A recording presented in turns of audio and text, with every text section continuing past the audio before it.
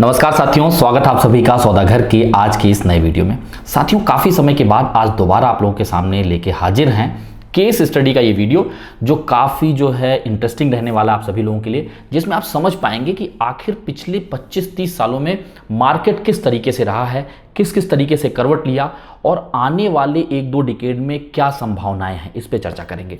यह भी जानने की कोशिश करेंगे क्या कोविड ने मार्केट को, यानी कि रियल एस्टेट मार्केट को एक नई हवा दे दी और कैसे लोगों का इंटरेस्ट बदला है, कैसे लोग ब्लाइंड एक तरीके से आगे बढ़े, उसके बाद सिचुएशन ने कैसे करवट ली, फिर लोगों ने अपना डिसीजन बदला, मार्केट भी उसी तरीके से बदला, यानी कि उसमें सप्लाई भी उसी तरीके के आनी चालू हो गई। ये सारी चीज़ों पे इस वीडियो में चर्चा करने वाले हैं। आप वीडियो आखिरी तक देखें, क्योंकि इसमें तमाम पहलुओं पे बात होगी और उसमें से तमाम चीज़ें निकल के आएंगी। आपकी उस पर क्या प्रतिक्रिया है, हमें कमेंट में लिख के बताएं। यदि किसी और चीज़ पे केस स्टडी देखना चाहते हैं तो उसे भी हमें कमेंट में सजेस्ट करना ना भूलें। यदि आपको पसंद आए तो हमेशा की तरह आप इसे लाइक कर लें। यदि आप पहली बार देख रहे हैं सौदागर के वीडियोज़ को तो सब्सक्राइब करना ना भूलें। चलिए इस वीडियो को शुरू करते हैं। सबसे पहले मैं आपको बता देता हूं कि जो एक तरीके से रेवेन्यू कलेक्शन रहा है, जो आपकी प्रॉपर्टी रजिस्टर्ड हो रही है पिछले 25 सालों में, किस तरीके से गवर्नमेंट का रेवेन्यू बढ़ा है और उसके पीछे कारण क्या है। अभी आप स्क्रीन पे भी देख पा रहे हैं। अगर आप देखें 1986 से लेके आपका 1994 तक, 1993 इवन कह लें, तो इस बीच में जो गवर्नमेंट का रेवेन्यू कलेक्शन हुआ करता था स्टैम्प ड्यूटी वगैरह से, वो आपका 100 करोड़ में हुआ करता था। अगर वहीं आप 94 से 2008 के बीच में देखें तो ये बढ़ के 1000 करोड़ में आ गया, यानी कि 1 डिजिट का इसमें ग्रोथ हो गया। अब अगर आप 2009 से लेके अभी तक के डेटा को देखें तो इनका जो रेवेन्यू कलेक्शन है वो 10,000 करोड़ में पहुंच चुका है। और जो हमारा प्रेडिक्शन है आने वाले 15 साल में, यानी कि 2037 के आसपास, 2037 के आसपास आप देख पाएंगे कि ये रेवेन्यू कलेक्शन लाख करोड़ में भी होने जा रहा है। इससे आप अंदाज़ा ये भी लगा सकते हैं कि प्रॉपर्टी के कॉस्ट वगैरह किस तरीके से बढ़ेंगे। यह कह के मेरा कहने का मकसद ये नहीं कि आप लोग ब्लाइंडली कहीं जाके खरीद लीजिए। चीज़ों को समझे बूझे, जो लगातार वीडियो के माध्यम से हम लोग बताते हैं, उसके बाद ही अपना डिसीजन फर्म लीजिए। अब इसमें देखिए कई चीज़ें निकल के आ रही हैं, वो आपके सामने रख देते हैं। थोड़ा 10-15 साल पीछे चलते हैं।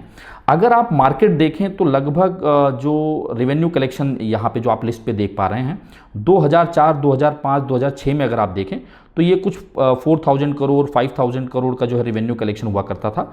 2008 में अगर आप देखें तो ये 2007-8 और 2008-9 ये सेम रहा है। लगभग उतने ही प्रॉपर्टी रजिस्टर्ड किए गए हैं और उतना ही रेवेन्यू कलेक्शन है। और वहीं अगर आप 2010 में देखें, 2010-11 में, तो यहाँ शार्पली इंक्रीज हो गया रेवेन्यू कलेक्शन। उसके पीछे 2 कारण है। एक तो प्रॉपर्टी के रजिस्ट्रेशन, नंबर ऑफ रजिस्ट्रेशन बढ़े, वो आप देख सकते हैं, और साथ ही साथ यहाँ पे स्टैम्प ड्यूटी भी मार्जिनली रिवाइज किया गया था। इसके चलते यहाँ पे आप देख पा रहे हैं कि आपका रेवेन्यू कलेक्शन काफ़ी हुआ है। अच्छा, ये जो डेटा आप लोगों के सामने रख रहे हैं ये पूरे महाराष्ट्र का है, यानी कि ये पूरा कलेक्टिव डेटा है। इसके जरिए हम लोग मार्केट को समझने की कोशिश कर रहे हैं। अब आप अगर थोड़ा सा आगे आ जाएं, यानी कि 2012-13 में देखें तो यहाँ पे प्रॉपर्टी जो रजिस्ट्रेशन हो रहे हैं, खरीद फरोख्त हो रही है, उसका नंबर 2012-13 में, 13-14 में लगभग बराबर है। और यही सेम चलता आ रहा था 2017-18 तक। लेकिन अगर आप रेवेन्यू कलेक्शन देखें तो वो आपका 17,000, 18,000, 19,000 इस तरीके से बढ़ रहा है, यानी कि स्लो ग्रोथ आप इसे कह सकते हैं। लेकिन जैसे ही 2017-18 का आप डेटा देखें, प्रॉपर्टी जो नंबर ऑफ रजिस्ट्रेशन वो उतना ही है, लेकिन वहां पर रेवेन्यू कलेक्शन शार्पली इंक्रीज कर जाता है। कारण ये है कि 2017-18 में जो स्टैम्प ड्यूटी है वो रिवाइज की गई थी। इसके चलते अगर आप देख रहे हैं कि जो प्रॉपर्टी का रजिस्ट्रेशन है, नंबर ऑफ रजिस्ट्रेशन वो लगभग बराबर हैं, लेकिन यहाँ पे आपको रेवेन्यू कलेक्शन ज़्यादा दिख रहा है। हाँ, यह भी होता है कि जो नंबर ऑफ रजिस्ट्रेशन है इसमें हर तरह की प्रॉपर्टीज़ होती हैं, तो कई बार ऐसा भी हो सकता है कि अगर ऐसे नंबर ऑफ प्रॉपर्टीज़ हैं जिनका डील वैल्यू काफ़ी ज़्यादा है तो वो भी इम्पैक्ट करता है। लेकिन यहाँ पे क्योंकि कलेक्टिव डेटा हमने उठाया हुआ है तो उससे चीज़ें समझ में आ रही है कि जो स्टैम्प ड्यूटी मार्जिनली इंक्रीज किया गया था उसकी वजह से वहाँ पे आपको स्टैम्प ड्यूटी इंक्रीज दिख रहा है। अब अगर आप देखें कि इसके नीचे आ जाएं तो 18-19 में आपका रजिस्ट्रेशन लगभग 22 लाख के आसपास रजिस्ट्रेशन हो रहा है और जो स्टैम्प ड्यूटी कलेक्शन है वो 28,000 के आसपास है। वहीं अगर आप 2020 और 2021 में देखें तो ये 25,000 हो जाता है, थोड़ा डिप कर जाता है। और उसके पहले अगर आप 19-20 में देखें तो 28,000 का है। यानी जब कोविड आने के जस्ट पहले का अगर आप देखें तो यहाँ पे रजिस्ट्रेशन 28 लाख के आसपास हो रहा है और रेवेन्यू कलेक्शन भी 28,000 29,000 करोड़ के आसपास है। लेकिन जैसे ही कोविड दस्तक देता है 2020-21 में, 2 लॉकडाउन लगते हैं, ये फाइनेंशियल ईयर में अगर आप देखें तो स्टैंप ड्यूटी डिक्रीज दिख रहा है, लेकिन जो प्रॉपर्टी रजिस्ट्रेशन है वो उतने के उतना ही है। लगभग 28 लाख का प्रॉपर्टी रजिस्ट्रेशन हो रहा है, लेकिन स्टैंप ड्यूटी कम हो रहा है। इसके पीछे का कारण ये है कि 2020 के कैलेंडर ईयर का अगर आप लास्ट क्वार्टर देखेंगे तो उसमें स्टैंप ड्यूटी को पूरे हिस्ट्री में इतना जो है रिड्यूस कभी नहीं किया गया था। महाराष्ट्र की हिस्ट्री में सीधा आधा कर दिया गया, स्लैश करके। तो आपका जो 6% की स्टैंप ड्यूटी थी वो 3% के आसपास आ गई। और वही चीज 2021 के कैलेंडर ईयर के फर्स्ट क्वार्टर की अगर आप बात करें तो वहां पे 1% यानी कि जो 3% था उसको 4% कर दिया गया था। इसके चलते प्रॉपर्टी रजिस्ट्रेशन वही हुआ है, नंबर ऑफ रजिस्ट्रेशन, लेकिन जो स्टैंप ड्यूटी कलेक्शन है वो कम दिख रहा है। अब आप देखिए, इंटरेस्टिंग चीज ये है कि हमने इस वीडियो में आप लोगों के सामने ये क्यों कहा कि क्या कोविड ने एक नई हवा दे दी। उसके पीछे कारण ये है कि 2021 और 22 का अगर आप देखें तो नंबर ऑफ रजिस्ट्रेशन कम हुए हैं, 23 लाख के आसपास डॉक्यूमेंट रजिस्टर्ड हुए हैं, लेकिन रेवेन्यू कलेक्शन सीधा जो है शार्पली इंक्रीज करके 35,000 करोड़ के आसपास चला जाता है। इसके पीछे कारण क्या है, इसे समझना बहुत जरूरी है। 2020-21 और 21-22 में, 2020-21 में हुआ क्या, कोविड एक बार जो है दस्तक दे चुका था 20 में, और वहां पे लोगों को यह समझ में आया कि यार अब जो है स्टैंप ड्यूटी भी कम कर दिया गया है और बिल्डर को भी कहीं ना कहीं जो है दुविधा है बिल्डर के मन में, तो वो लोग प्रॉपर्टी कम रेट में बेच रहे हैं तो इसे फटाफट खरीदा जाए। इसके चलते जो खरीद फरोख्त था, यानी कि जो नंबर ऑफ डॉक्यूमेंट थे वो कम नहीं हुए, पर स्टैंप ड्यूटी कम हो उसका रीजन तो हमने आपके सामने रख ही दिया। तो आप ये समझिए, लोगों ने अंधाधुंध जो मार्केट में मिला लोगों ने खरीदा, चाहे वो बिल्डर ने महंगा बेचा सस्ता बेचा, इसके बारे में हमने चर्चा पहले किया हुआ है। अब जब आप देख रहे हैं कि 2021-22 में नंबर ऑफ रजिस्ट्रेशन कम हो रहा है लेकिन रेवेन्यू शार्पली इंक्रीज हो रहा है, इसका मतलब लोगों का डिसीजन जो है वो उस तरफ बढ़ा जब लोगों के सामने आ गया कि भाई अब वर्क फ्रॉम होम भी कर सकते हैं।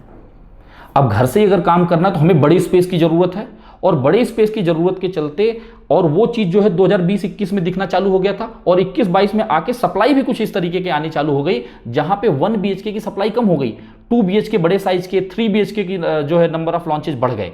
इसीलिए आप जो है जो रेवेन्यू कलेक्शन है उसमें शार्प इंक्रीज देख पा रहे हैं। साथ ही साथ जो गवर्नमेंट ने वेवर दिया था स्टैंप ड्यूटी में वो भी हटा लिया था, तो इसके चलते वो चीजें बढ़ गई। और अभी जो 2022 में यानी कि अप्रैल मई जून जुलाई का डेटा हमारे पास आया है, इसमें ऑलरेडी 14.5 लाख का रजिस्ट्रेशन, डॉक्यूमेंट का रजिस्ट्रेशन हो चुका है और लगभग 13-13.5 हजार का रेवेन्यू कलेक्शन हो चुका है। यानी अगर आप पकड़ें तो लगभग 40,000 करोड़ का रेवेन्यू कलेक्शन इस साल भी, इस फाइनेंशियल ईयर में 22-23 में भी होने जा रहा है। कारण यह है कि जनवरी से मार्च के बीच में सबसे ज्यादा ट्रांजैक्शन होते हैं, और ये जो क्वार्टर है ये आने वाला है। अभी दिसंबर में हम लोग बैठे हैं, जनवरी फरवरी मार्च जहां सबसे ज्यादा प्रॉपर्टी खरीदे जाते हैं और उनका रजिस्ट्रेशन होता है, वो समय आने वाला है। यानी कि जो अभी ये 4 महीने का डेटा है शुरू का, जो लास्ट का 4 महीना दिसंबर जनवरी फरवरी मार्च होगा, वो कहीं ज्यादा उस पर पड़ेगा, और बीच के भी महीने हैं, यानी कि आपका अगस्त सितंबर अक्टूबर नवंबर ले लीजिए जो बीत चुके हैं।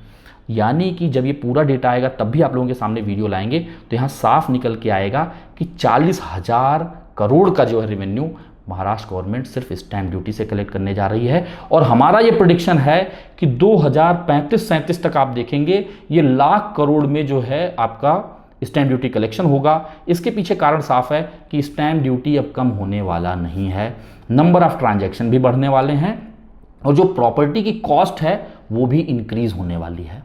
यानी कि जो लोगों ने 2020-21 में प्रॉपर्टी अंधाधुंध सस्ते के चक्कर में, स्टैंप ड्यूटी कम है के चक्कर में कुछ भी खरीद लिया, उन्हीं बायर्स का एक जो है स्मार्ट डिसीजन कहेंगे कि उन्होंने अपने यूजेबिलिटी के हिसाब से प्रॉपर्टी को खरीदा, जहां पे बड़े स्पेस को एक्वायर किया। यानी कि आने वाला जो समय आप देखेंगे इसमें बड़े स्पेस की डिमांड बढ़ेगी, क्योंकि कोविड ने कहीं ना कहीं जो है घर की वैल्यू, स्पेस की वैल्यू लोगों को सिखा दिया है।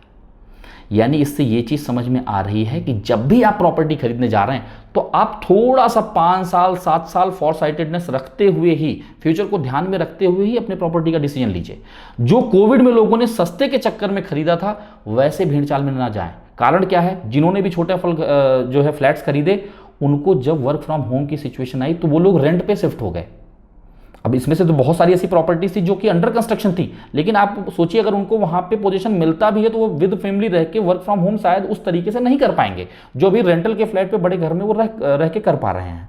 तो उनके मन में भी दुविधा, तो उनके मन में यार है या तो उसे जो है रेंट आउट कर देंगे या तो फिर उसे बेच के नए फ्लैट की तरफ जाएंगे, लेकिन जो डिमांड है वो तो बड़े स्पेस की ही है। तो ये मान के चलिए कि रीसेल का जो है मार्केट वो कहीं ना कहीं और तेजी से आगे बढ़ेगा, क्योंकि जो बड़े फ्लैट पहले बनाए गए थे उसकी डिमांड बढ़ेगी, और जो छोटे फ्लैट हैं जो एक तरीके से सेकेंडरी लोकेशन में लोग रह रहे हैं, यानी कि जो लोग खराड़ी में तो लेना चाह रहे हैं पर वो अफोर्ड वाघोली कर पा रहे हैं, लोगांव कर पा रहे हैं, केशवनगर कर पा रहे हैं, धानोरी कर पा रहे हैं। उसी तरीके से वेस्टर्न मार्केट में देखें कि जो लोग बानेर में तो रहना चाह रहे हैं पर वो अफोर्डेबिलिटी जो उनकी आ पा रही है वो जाके ताथौड़े में आ रही है, पुनवले में आ रही है, रावेत में आ रही है, किवले में आ रही है या बावधान में आ रही है। तो ये सारे लोग क्या करेंगे, जो ये छोटे फ्लैट रीसेल हो रहे हैं तो वो आउटर लोकेशन, सेकेंडरी लोकेशन वाले प्राइमरी लोकेशन की तरफ भी मूव करेंगे। यानी ये सारी चीजें ये निकल के आ रही हैं कि मार्केट किस तरफ जाने वाला है आने वाले 1-1.5 डिकेड में, और हमें जब भी डिसीजन लेना है तो वो स्मार्ट डिसीजन लेना है। कोविड ने कहीं ना कहीं यहां पे रियल एस्टेट मार्केट के लिए काफी अच्छा रोल प्ले किया है, ये साफ इस डेटा एनालिसिस से निकल के आ रहा है। आगे भी साथियों आप लोगों के लिए डेटा एनालिसिस के वीडियोस लाते रहेंगे। आपकी इस पे क्या प्रतिक्रिया है, आपके क्या सुझाव हैं, हमें कमेंट में लिख के बताएं। यदि आप सौदागर के वीडियोस पहली बार देख रहे हैं तो अपने चैनल को सब्सक्राइब करके शेयर करना ना भूलें। जल्द मिलेंगे एक नई वीडियो के साथ, एक नई जानकारी के साथ। तब तक के लिए धन्यवाद, नमस्कार।